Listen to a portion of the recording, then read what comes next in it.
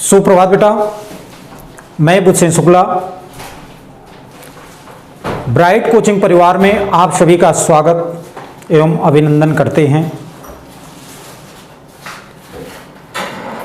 बेटा, बोर्ड परीक्षा की आपकी तैयारी अच्छे से चल रही होगी, ये मैं ऐसा आप लोगों से अनुमान करता हूं और ऐसा मैं ईश्वर से प्रार्थना करता हूं कि आप बोर्ड परीक्षा की तैयारी करते रहें इस लॉकडाउन में।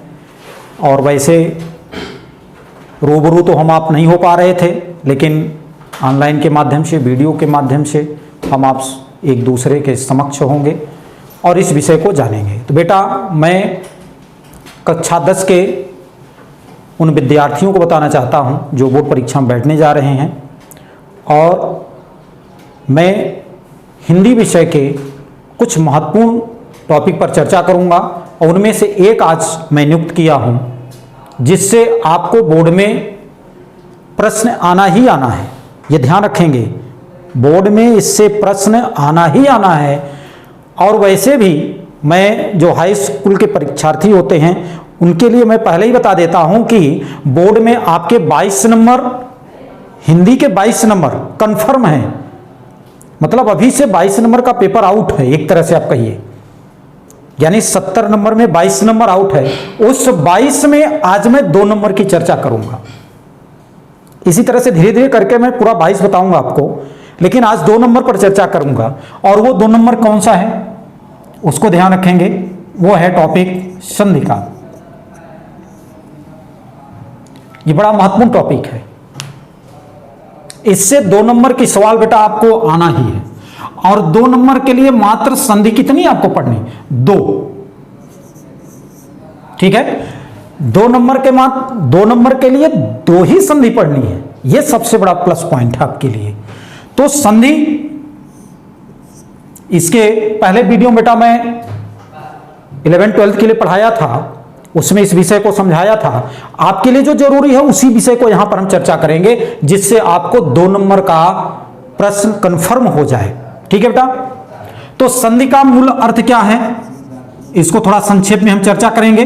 मेल या जोड़।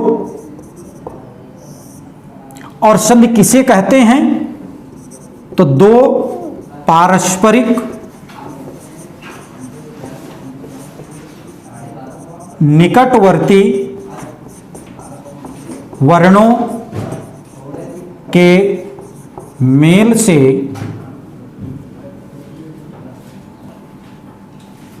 दो पारस्परिक निकटवर्ती वर्णों के मेल को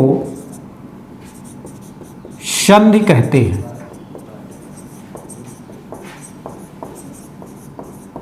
ठीक है, यानी 2 पारस्परिक निकटवर्ती वर्ण जब आपस में मिलेंगे तो उनके मेल से जो परिवर्तन होगा, जो बदलाव होगा, उसी को क्या कहेंगे? संधि कहेंगे। ठीक है बेटा, संधि का मूल अर्थ क्या है? मेल या जोड़। दूसरा इसका भाग होता है विच्छेद। विच्छेद का मतलब क्या है? आप पढ़ते होंगे संधि विच्छेद। जो संधि वर्ण हैं उनका क्या करना है? विच्छेद करना। विच्छेद माने अलग करना। तो विच्छेद क्या है? यानी जब वर्णों का हम विलगाव करते हैं, विच्छेद का भाव क्या है? वर्णों का विलगाव, वर्णों को अलग अलग करना, शब्दों को अलग अलग नहीं करना, वर्णों को अलग अलग करना। क्योंकि शब्दों का विग्रह होता है, जैसे कि समास में आप पढ़ते हैं, संधि में क्या होता है? वर्णों का विच्छेद होता है, वर्णों का विलगाव होता है। तो यहां पर संधि और संधि विच्छेद 2 शब्दों का अर्थ समझ में आ गया होगा बेटा। अब देखिए, संधि के 3 प्रकार कौन कौन से? कुछ बच्चे तो बताएंगे कि सर संधि के 5 प्रकार होते हैं, क्योंकि हम जानते हैं कि वो हमेशा संधि को नहीं, स्वर संधि के जो 5 भेद हैं उस विषय पर चर्चा करते हैं। तो यहां पर संधि के 3 प्रकार। पहली संधि कौन सी? स्वर संधि। दूसरी व्यंजन संधि। और तीसरी विसर्ग संधि। ठीक है बेटा, इन पर हम संक्षेप में चर्चा करेंगे। स्वर संधि यानी दो पारस्परिक निकटवर्ती स्वर वर्णों के मेल से होने वाला परिवर्तन को ही स्वर संधि कहते हैं। जैसे महा, धन, ईश, तो दो वर्ण, महा में आ और ईश में ई, तो ये दो स्वर वर्ण हैं। हमने क्या परिभाषा बताया कि दो पारस्परिक निकटवर्ती स्वर वर्णों का, तो यहां पर सिर्फ स्वर वर्ण है, यानी इधर आ है और इधर ही है, तो स्वर वर्णों के मिलने से होने वाला परिवर्तन। अब इन दोनों स्वर वर्णों के मिलने से क्या परिवर्तन हो रहा है? ए हो जा रहा है। क्या परिवर्तन हो रहा है? ए। 9th में बेटा हो सकता है पढ़े हो गुण संधि, तो ये गुण संधि का नियम है। तो यहां क्या बन जाएगा? महेश। ठीक है बेटा। दूसरी है व्यंजन संधि। जब व्यंजन वर्ण के बाद स्वर अथवा व्यंजन वर्ण प्राप्त हो, तो व्यंजन वर्ण के बाद स्वर अथवा व्यंजन, तो यहां स्वर वर्ण आया। फिर से परिभाषा सुनिए, व्यंजन संधि कहेंगे किसे? जब व्यंजन वर्ण के बाद स्वर अथवा व्यंजन वर्ण प्राप्त हो, तो पूर्व व्यंजन वर्ण के स्थान पर, तो पूर्व व्यंजन वर्ण के स्थान पर जो परिवर्तन होगा उस परिवर्तन को ही क्या कहेंगे? व्यंजन संधि कहेंगे। तो बनता है जगत धन ईश। क्या बनता है? जगत धन ईश। अब इसके स्थान पर क्या परिवर्तन हो जाएगा? जगत के स्थान पर द हो जाएगा, और यहां पर जसत्व संधि हो जाएगी बेटा, और इसका क्या बनेगा? जगदीश। और लास्ट विसर्ग संधि कहां हो बेटा? कहा जब विसर्ग के बाद स्वर अथवा व्यंजन वर्ण प्राप्त हो, तो विसर्ग के स्थान पर परिवर्तन होने वाला। देखिए कह में क्या है? विसर्ग है, तो विसर्ग के बाद क्या आना चाहिए? कोई भी स्वर अथवा व्यंजन वर्ण। तो जब विसर्ग के बाद स्वर अथवा व्यंजन वर्ण प्राप्त हो, तो विसर्ग के स्थान पर होने वाला परिवर्तन ही क्या है? विसर्ग संधि कहलाती है। तो इस विसर्ग के स्थान पर क्या परिवर्तन हो जाएगा? ओ हो जाएगा। क्या बनेगा? को अपि। ठीक है बेटा। अब आते हैं आपके बोर्ड परीक्षा की दृष्टि से जो महत्वपूर्ण है उस विषय पर हम चर्चा करेंगे।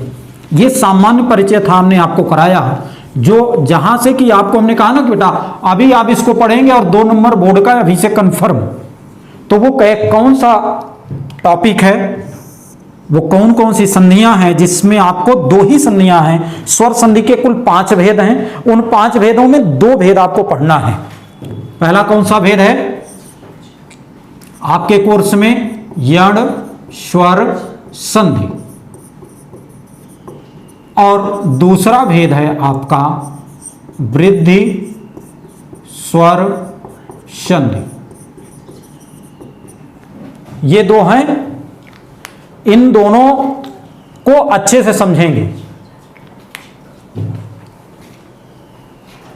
यही आपके कोर्स हमने कहा ना कि 2 हैं और 2 से 2 नंबर आपको मिलना है। अब ये ध्यान रखना है कि बोर्ड परीक्षा में पूछेगा किससे? इन्हीं दोनों से पूछेगा। तो आपको ध्यान रखना है कि या तो उसमें यण होगी या तो वृद्धि होगी। तो पहला जो प्रश्न पूछता है कि इसमें कौन सी संधि है, ये गलत नहीं होगा, है ना। अब इन दोनों में से यदि वृद्धि का आपका नहीं मिल रहा है तो यण होगा, यदि यण का नहीं है तो वृद्धि का है। ये विषय आप कंफर्म करेंगे। तो इसको जानेंगे कैसे, इसको कैसे उसमें पहचानेंगे? इन दोनों की पहचान बड़ी सरलतम है। इसको देखिए, यण स्वर संधि। बेटा इसको बड़े ध्यान से समझेंगे, थोड़ा सा भी ध्यान आपका हटा, वीडियो लास्ट तक देखेंगे, इसको समझेंगे जरूर विधिवत। यण स्वर संधि। अब यण स्वर संधि कहां होगी? तो इसके लिए आचार्यों ने एक नियम दिया, क्योंकि बिना नियम का कोई कार्य नहीं होता। यदि आप नियम से नहीं पढ़ेंगे तो आप अच्छे अंक नहीं ले पाएंगे बोर्ड में। यदि आप तैयारी कर रहे हैं तो बिल्कुल ध्यान पूर्वक। तो क्या नियम इन्होंने बताया? कहा ई को यणच हर एक चीज का बेटा नियम है। अब जीवन में यदि नियम का आप प्रयोग नहीं करेंगे तो हमेशा असफल होंगे, जैसा कि मैं हमेशा कहता हूं बेटा। तो यहां पर भी आपको ध्यान रखना है, नियम क्या है, इको यणच, 3 शब्द हैं यहां पर, इक है, यण है और अच है। इक का मतलब क्या है, यण का मतलब क्या है और अच का मतलब क्या है। इक का मतलब है ह्रस्व अथवा दीर्घ, कौन कौन से वर्ण, ई, उ, री और री। यण का मतलब क्या है बेटा, य, व, र और ल। और अच का मतलब है बेटा संपूर्ण स्वर, जितने भी स्वर हैं यानी सभी स्वर। अच के अंतर्गत सभी स्वर आ जाते हैं, आ से लेकर के वहां तक के जो माहेश्वर सूत्र में आपके हैं, अ, ई, उ, ड, री, लिक, ए, उंग, ऐ, औ, च। तब यहां पर इसको समझिए कि कहना क्या चाह रहे हैं आचार्य जी, कि जिससे हमको यण संधि आसानी से समझ में आ जाए। इन्होंने कहा कि इको यणच यदि ह्रस्व अथवा दीर्घ, ई, उ, री, ली। बेटा विधिवत ध्यान रखेंगे, यहीं से ही आपको प्रश्न उठता है। कहा ह्रस्व अथवा दीर्घ, ई, उ, री, ली के बाद कोई भी असमान स्वर वर्ण, ठीक है बेटा। कहा कि ह्रस्व अथवा दीर्घ, ई, उ, री, ली के बाद कोई भी असमान स्वर वर्ण प्राप्त हो। कैसा स्वर वर्ण, असमान। 9th में आप समान स्वर वर्ण पढ़े होंगे दीर्घ संधि में, यहां पर क्या है, असमान स्वर वर्ण। किसके बाद, ई, उ, री, ली के बाद। कैसा होना चाहिए, तो कहा ह्रस्व में भी हो सकता है, दीर्घ में भी हो सकता है, यानी ई ह्रस्व में भी है, दीर्घ में भी हो सकता है, उ ह्रस्व में है, दीर्घ में हो सकता है, री ह्रस्व में है, दीर्घ में हो सकता है, और ली का तो दीर्घ होता ही नहीं, ये हमेशा ह्रस्व रहता है। ठीक है बेटा। तो कहा कि ह्रस्व अथवा दीर्घ, ई, उ, री, ली के बाद कोई भी असमान स्वर वर्ण प्राप्त होता है तो क्रमशः क्या हो जाता है, तो कहा जहां ई होगा वहां पर यह हो जाएगा। ये चाहे दीर्घ में हो अथवा ह्रस्व में हो। उ के स्थान पर क्या हो जाएगा, वह हो जाएगा।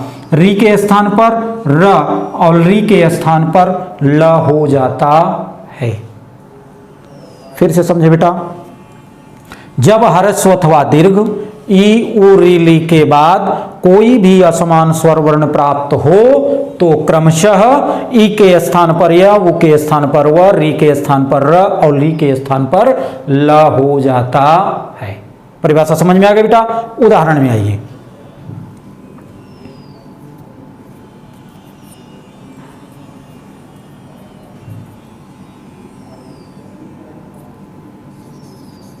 भू, धन आदि।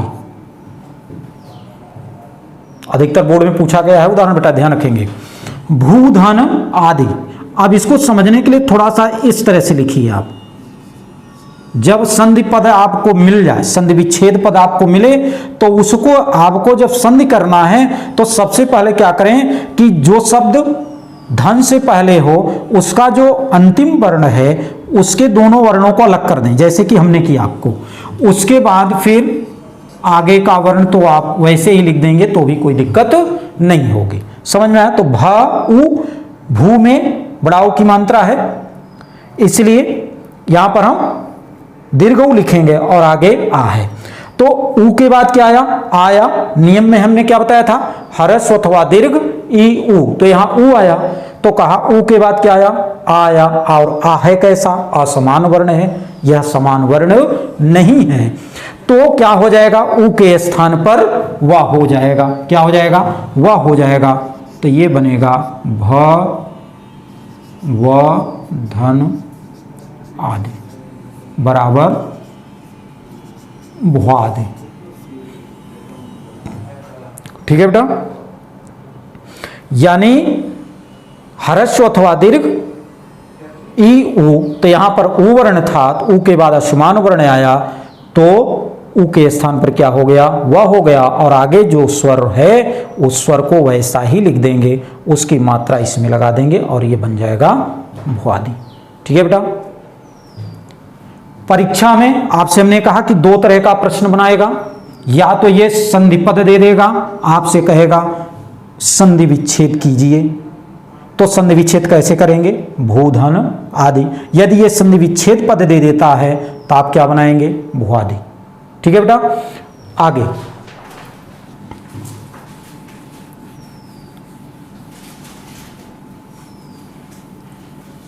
एक उदाहरण री का देखें, ये भी बहुत महत्वपूर्ण उदाहरण है और हमेशा पूछता है। री धन आकृति, री धन आकृति। अब इसमें जैसा देख रहे हैं आपकी ली ही है और ली के बाद क्या आया, आया, यानी असमान वर्ण आया, तो इस ली के स्थान पर क्या हो जाएगा, ल हो जाएगा और ये बन जाएगा आकृति ही। अब मिला देंगे तो क्या बनेगा, लाकृति। ठीक है बेटा।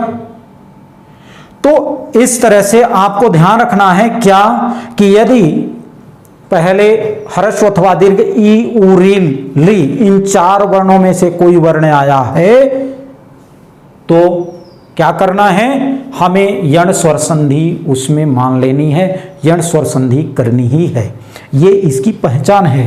और जहां पर ई है वहां य, उ है व, री है र और ली है ल हो जाता है, उसको हम इस तरह से व्याख्यायित करेंगे। आइए बेटा दूसरा देखते हैं।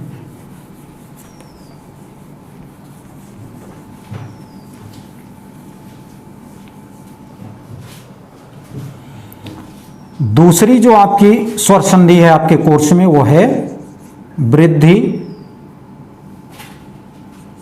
स्वर संधि। इसको कैसे पहचानेंगे, इसका क्या सूत्र है, नियम क्या है, तो इसका नियम है वृद्धि रेच, वृद्धि रेच, यानी अ या आ के बाद ए अथवा ओ औ, कोई भी वर्ण आता है इनमें से, आ या आ के बाद ए अथवा ओ औ वर्ण आए तो कहा वहां पर क्या हो जाएगा, वृद्धि, यानी वृद्धि स्वर संधि। वृद्धि स्वरों का मेल, तो किनका वृद्धि, किन स्वरों का मेल, तो आचार्यों ने कहा यदि अ या आ के बाद ए आते हैं, अ या आ के बाद ए आते हैं तो इन दोनों वर्णों के मिलने से वृद्धि हो जाता है। क्या वृद्धि हो जाता है, कहा अय की वृद्धि हो जाएगी इन दोनों वर्णों के स्थान पर। इसको इस तरह से भी आप समझ सकते हैं, आ के बाद यदि ए है, आ के बाद यदि ए है, आ के बाद ए है, आ के बाद ए है। ठीक है बेटा। तो ये चार कंडीशन बनती है। ठीक है। तो इन चारों के स्थान पर क्या वृद्धि होगा, ए की वृद्धि हो जाएगी। ठीक है। तो आ या आ के बाद यदि ए आता है तो क्या वृद्धि हो जाएगी, ए, और यदि आ या आ के बाद यदि ओ आता है तो क्या वृद्धि हो जाएगी, औ की वृद्धि हो जाएगी। तो ये नियम बेटा ध्यान रखेंगे हमेशा, जिसके माध्यम से आप इस विषय को समझ सकते हैं। तो आ या आ के बाद यदि ए आता है तो ए की वृद्धि, ओ आता है तो औ की वृद्धि। मात्र दो ध्यान रखना है आपको, दो वर्णों का, या तो ए की मात्रा होगी या तो औ की मात्रा होगी। जैसे जलधन ओघ, जलधन ओघ, तो बेटा आ के बाद क्या आया, ओ आया, तो दोनों के स्थान पर क्या वृद्धि हो जाएगा, औ की वृद्धि हो जाएगी। क्या बनेगा, जलौघ। ठीक है बेटा। तो इसी तरह से अब आपको कॉमन समझिए कि बोर्ड में पहचानना कैसे है, क्योंकि आपको परिभाषा तो वहां पूछेगा नहीं, पूछेगा क्या, उदाहरण। उदाहरण को कैसे समझना है इस विषय को जानिए।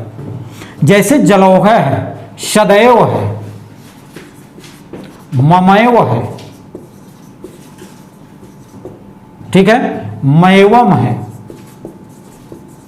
एक विषय आप देख रहे होंगे सब में कॉमन है, क्या? यहां पर औ है, यहां ए है, ए है, ए है, यानी ये वृद्धि के जो दो वर्ण दिख रहे हैं यही वृद्धि के पहचान है। कहा यदि ये दो वर्ण नहीं है किसी भी शब्द में तो इसका मतलब कौन सी संधि? यण स्वर संधि। कितना सरल है पहचानना, संधि गलत नहीं करेंगे। रही बात विच्छेद की, तो उस विच्छेद को हमने कहा कि दोनों वर्णों को अलग अलग करें। और संयुक्त पद वृद्धि में क्या है? जैसे जलौघ है, यदि मान लीजिए शब्द मिल जाता है तो आपको विच्छेद शब्द कहाँ है? ल में औ है। अब औ के स्थान पर आप वृद्धि करेंगे, या इधर अ होगा या तो आ होगा, सामने ओ होगा तो या तो अ होगा। उसी तरह से अय में भी है, या तो इधर आ होगा या आ होगा, इधर ए होगा या तो अय होगा।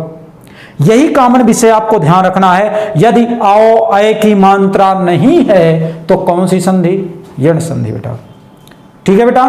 तो इस तरह से आज 2 नंबर का आपका जो बोर्ड परीक्षा में प्रश्न आता है, और ये आना ही आना है, इन्हीं 2 से आपको 2 नंबर की सवाल पूछेगा बोर्ड में, और इन्हीं 2 स्वर संधियों से पूछेगा, और कोई तीसरी संधि नहीं है। इस पर विशेष ध्यान रखेंगे, ठीक है बेटा। आज इसी विषय के साथ हम ये वीडियो यहां पर समाप्त करेंगे, और अगले वीडियो में बेटा फिर हम आपको, यानी 22 नंबर का हमने कहा बोर्ड में कंफर्म है, तो 22 में 2 नंबर हमने कंफर्म कर दिया बच्चे 20, उसको भी धीरे धीरे इसी तरह से बताऊंगा कि कौन से वो 20 नंबर हैं जो अभी इस पेपर में आउट है। तैयारी आपको करना है, मेहनत आपको करना है, हम आपके साथ हैं, ठीक बेटा। धन्यवाद।